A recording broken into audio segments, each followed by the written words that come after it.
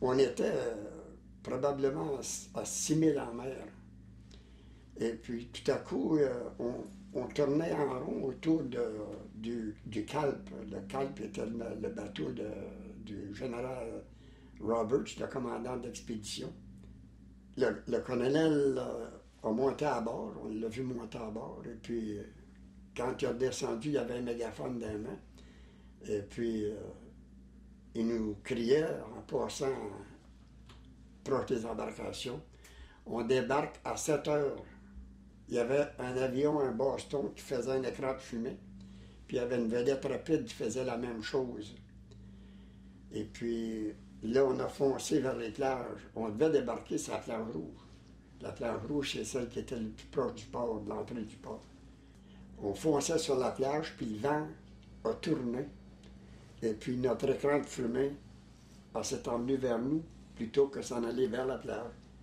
Mais aussitôt qu'on sortait de l'écran de fumée, ben, vous auriez dû voir le tapage qu'il y avait là. On s'entendait plus. On était sourds. Pour se parler, il fallait crier dans les oreilles l'un de l'autre. Puis nous, on a... La fusée Mont-Royal, il y a 2 ou 3 embarcations qui sont arrivées à la plage rouge. Mais la balance des 22 autres, on était éparpillés à partir de la Blanche, là, du casino, aller jusqu'à moitié chemin. On devait être à peu près à 400 mètres au moins de notre point où on aurait dû débarquer. On était en dessous d'une falaise de 100 mètres de haut. Les Allemands prenaient leurs grenades, leurs poitrino-mâcheuses, puis ils lançaient ça comme ça. Puis j'étais le dernier à débarquer avec mon maudit bicycle. J'ai lancé le bicycle à l'eau. Et puis, je me suis penché la tête dans l'eau pour voir où ce qu'il était. Ça fait que quand j'ai vu les balles rentrer dans l'eau, j'ai dit à moi-même, nevermind, hein, le bicycle, je m'en trouverai bien un à dire. Ça fait que j'ai sorti de l'eau de peine et de misère parce que j'avais de l'eau quand même pas mal creux. Et puis, quand je suis arrivé sur la plage, je me suis jeté tout de suite pour voir où était tout le monde.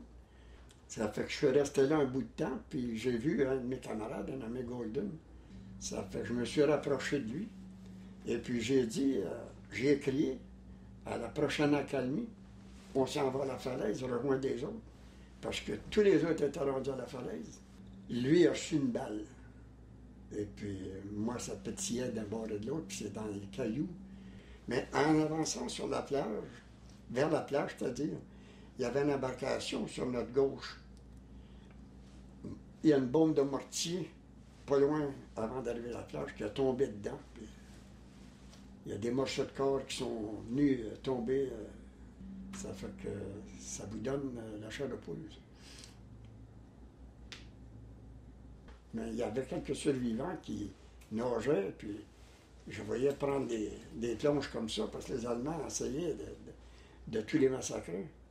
Mais mon Golden, j'étais rendu à peu près à 12-15 pieds de lui, là. Et puis là, il y a une bombe de mortier qui est tombée à sa droite. Et puis moi, j'ai été protégé par son corps.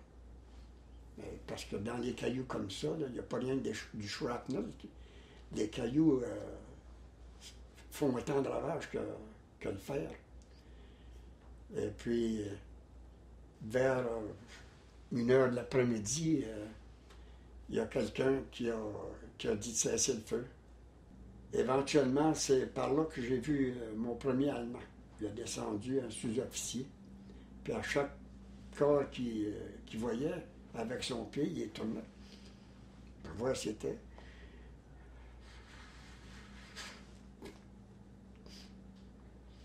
Et moi, je faisais le mort. J'avais une égratignure ici, puis j'en avais une là, puis j'en avais une ici.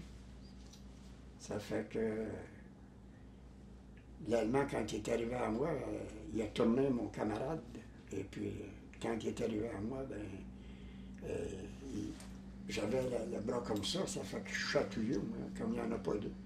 Fait que j'ai eu un soubresaut, quoi. Et puis, il m'a dit, comme man libre.